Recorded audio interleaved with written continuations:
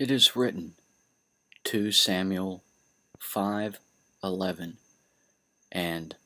1 Kings 5:1-10. The kingdom of Tyre, today a district capital in the south governorate of Lebanon, just to the north of Israel, occupied Palestine along the Mediterranean coast, was, at the time of the erection of the first temple to Jehovah, the Hebrew deity, in Israel, while it was a united monarchy with Judah, which modern scholars of Hebrew tonic speculate to have been around 467 BC, ruled by a king named Hiram. According to scriptures, 2 Chronicles 2:13 and 14, King Solomon of unified Israel and Judah sent message to King Hiram of Tyre to request he send workmen to assist in the building of this first temple to the universal God. The king of Tyre returned in kind by sending, quote, a skillful man endowed with understanding, Hiram, close quote. Further reading, 1 Kings 7:13 and 14, indicates this appellation, Abi, to infer Ab, Hebrew for father, suffixed as none, connoting without, and his thus widowed mother to have been of the Hebrew tribe of Naphtali. This Hiram Abi, called by Lutheran scholars Hiram Abif,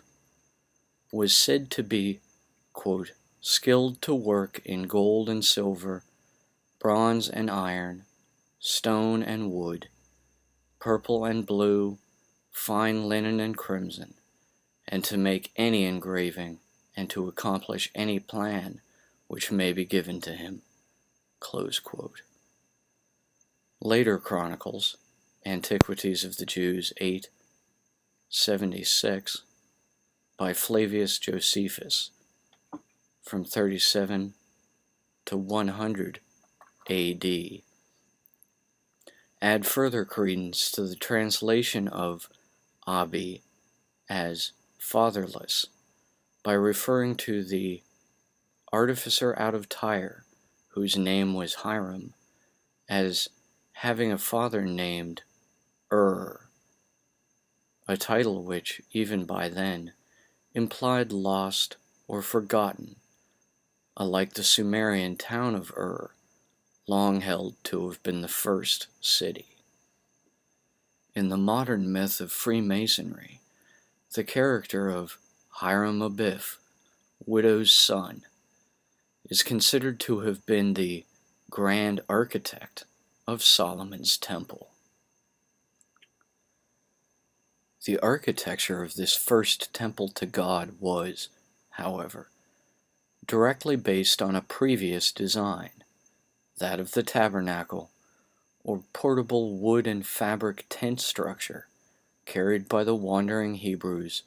throughout Sinai during the Exodus. The grand architect who constructed the original tabernacle was, as is written, Exodus 31:2, Bezalel, the son of Uri, the son of Hur, of the tribe of Judah. The geometrical dimensions used as the basis for this structure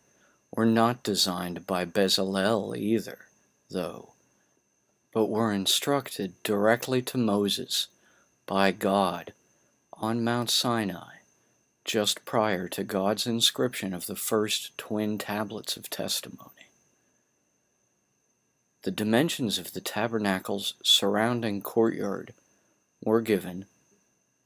Exodus 27 9 through 18 as 50 cubits, with 10 pillars along the east and west walls, by 100 cubits,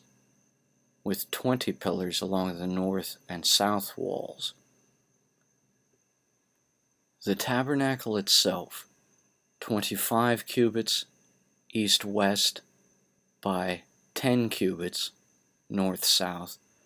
was partially partitioned off by a curtain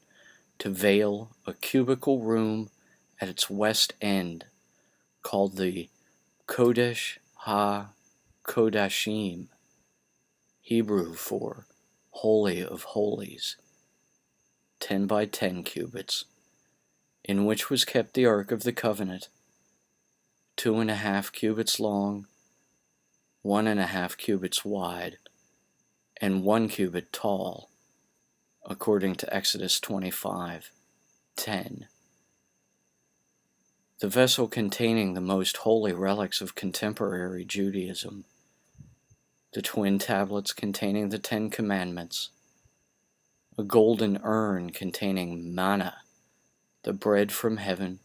foodstuff eaten during the Exodus, and the rejuvenated sapling almond rod of Aaron. Between 2 bowing cherubim angels made of gold,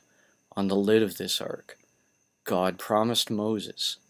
Exodus 25:22, I will speak with you from above.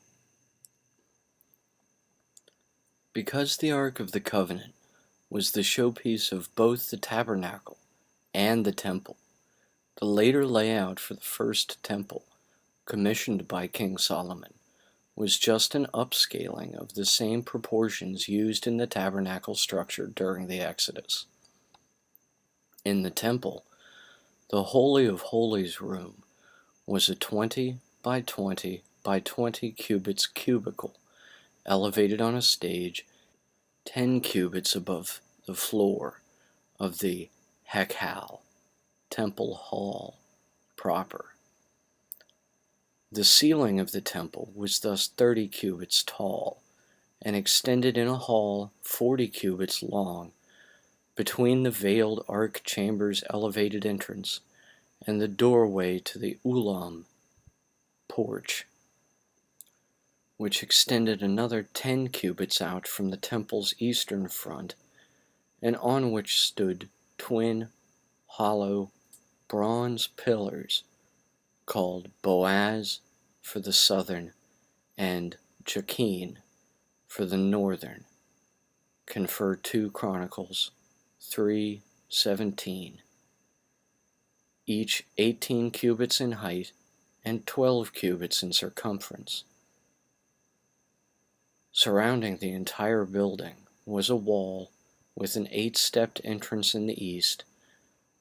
that divided the inner courtyard of the priests from the outer courtyard of the parishioners, and this was surrounded by another wall with a 7-stepped eastern entrance. Now, the twin pillars of Jachin and Boaz were around 6 feet, or 1.8 meters, thick, and 27 feet, or 8.2 meters, tall. There were 8-foot, 2.4 meters, high chapiters, or capitals, on top of the columns. Nets of checkerwork covered the bowl of each chapiter, and they were decorated with rows of 200 pomegranates, wreathed with 7 chains each, and topped with brass lilies. Confer 1 Kings 7:13-22 and 41 and 42. Because these twin pillars were hollow, speculation yet persists that they contained the tools used to construct the temple, as with the modern Masonic practice of hiding certain working tools of their craft inside the foundational cornerstone of public buildings. One such speculation involves the Shamir, a green rock splitter, possibly a worm, kept wrapped in spongy wool balls and stored with loose barley bran in a container made of lead. Legend having it that the Shamir could burst a vessel of any other kind of material. The legend of the Shamir proceeds that it was the seventh of the 10 marvels created by God in the evening twilight of the first Friday. It was the size of a single barley grain when Moses used it as a stylus to engrave the names of the 12 tribes onto the gemstones for the high priest's breastplate. Solomon, troubled about how to build the first temple without using iron-cutting tools on site, asked the sages for advice, and they told him to tie together 2 Shedim, demons, that he could summon, a male and a female. Doing so, Solomon learned he must then summon Ashmodai, in Hebrew, Asmodeus in Latin, king of the demons. So King Solomon sent his messenger, Benaiah, who, through a ploy, managed to get Ashmodai drunk and captured him, placing a chain containing Hashem's name around him. Louis Ginsburg, in his 1940s Legends of the Jews, Volume 4, page 77, writes, Asmodeus told Solomon that the Shamir was given by God to the angel of the sea, and that angel entrusted none with the Shamir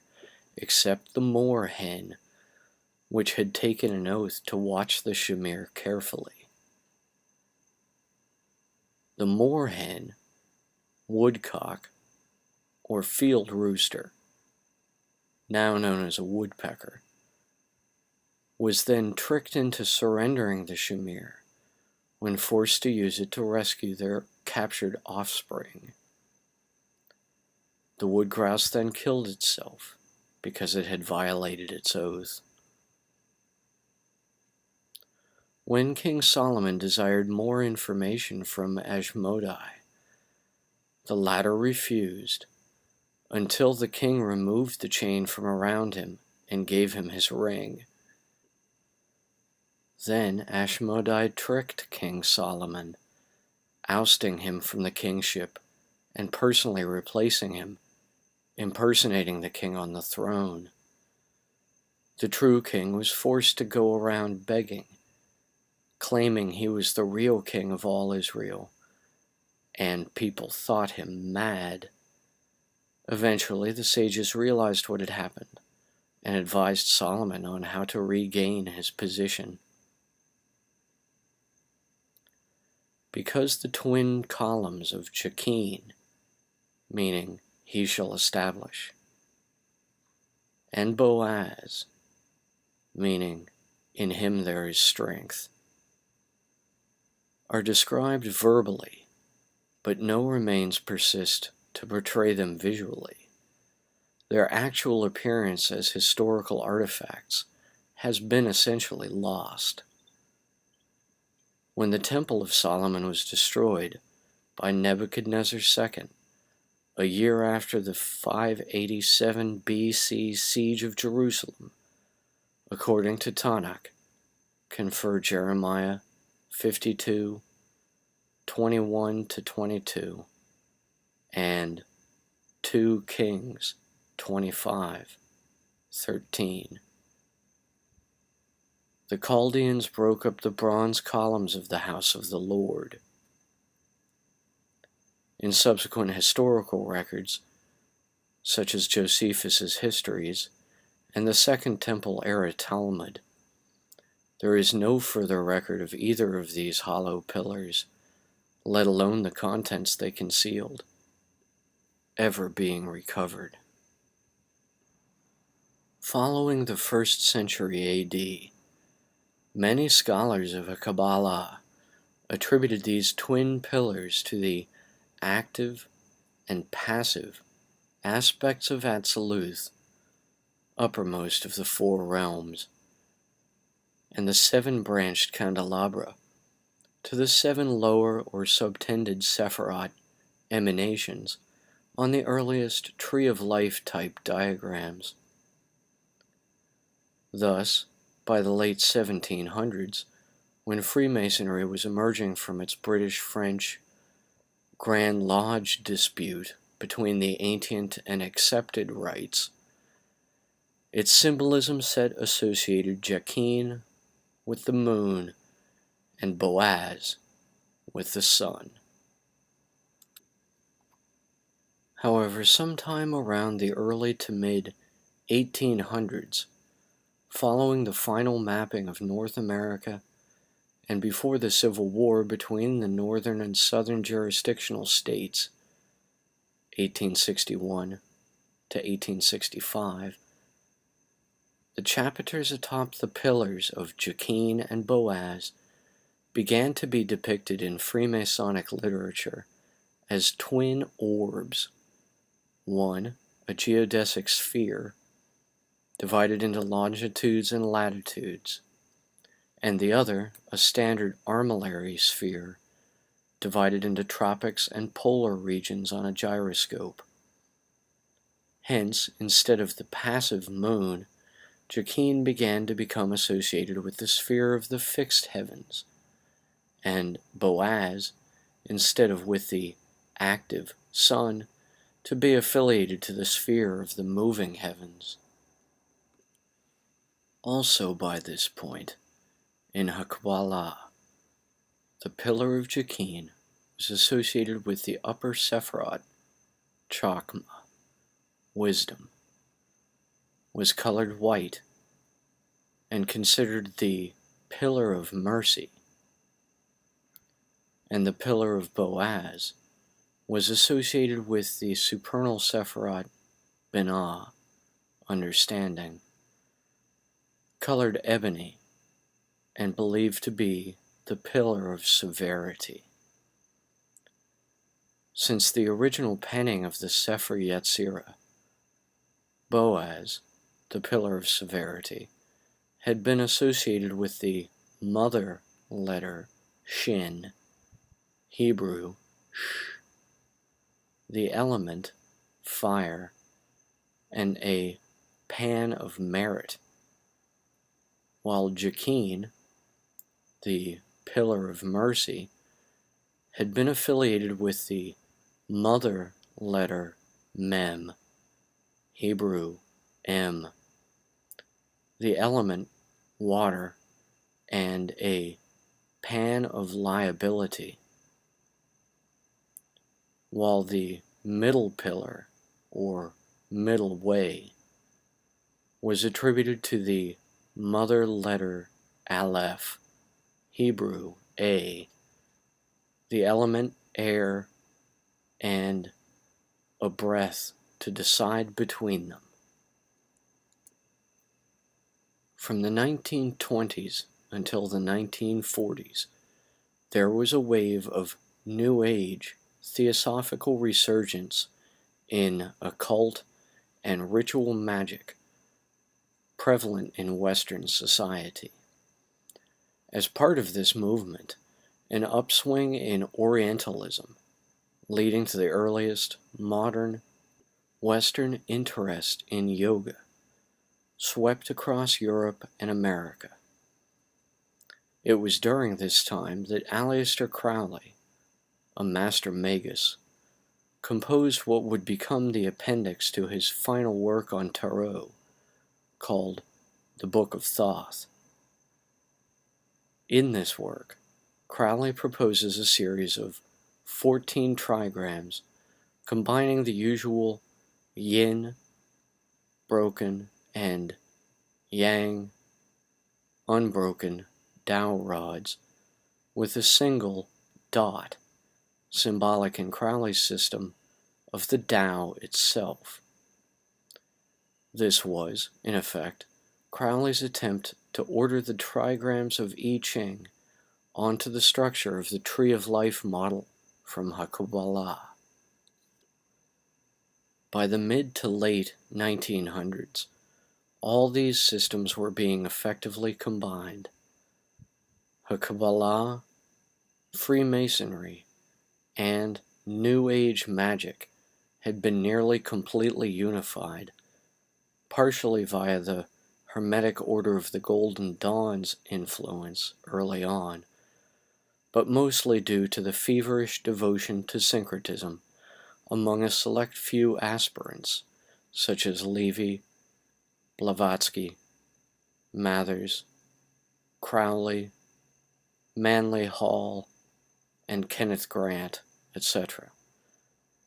As the turning of the Christian calendrical millennium approached at the end of the 1900s and dawn of the 2000s era, the third millennia since the crucifixion of Christ, also infused occultists with exponential enthusiasm that, in turn, pushed the movement of chaos magic into its modern, blind momentum toward the undiscovered country of complete quantum scale uncertainty. As the calendar's years counted down to 1999, the final year of the old aeon, until stopping like the hands of an unwound clock in 2000, before restarting again in 2001, the first year of the new aeon, certain symbols became seemingly indelibly affixed to the modern Western esoteric mystery school tradition, including the Freemasonic compass and square, the basic working tools of the craft, the Egyptian pyramid and Eye of Providence motifs, and the twin pillars from the Hebrew temple of King Solomon, Jachin and Boaz, with the New Age modifications to them of being a white pillar topped with a celestial sphere and a black pillar topped by a terrestrial globe, respectively. Nevertheless, what these symbols mean remains a mystery to most outside the initiated.